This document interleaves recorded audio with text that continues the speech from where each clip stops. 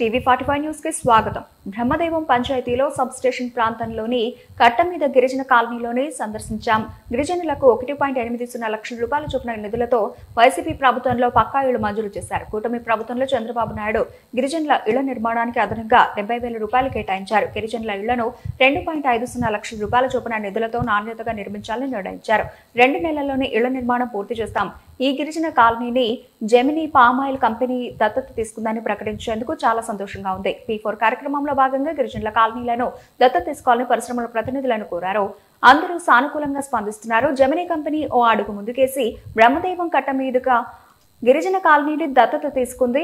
పిల్లల భద్రత దృష్ట్యా ప్రస్తుతం గిరిజనుల నివాసం ఉంటున్న ప్రాంతంలోనే స్కూల్ను తాత్కాలికంగా ఇక్కడ నిర్వహిస్తాం. కొత్త కాలనీ నిర్మాణం పూర్తయిన తర్వాత పాఠశాలను అక్కడికి తరలిస్తాం. కాలనీతో పాటు స్కూల్లో అన్ని వసతులు కల్పించేందుకు సిద్ధంగా ఉన్నామన్నారు.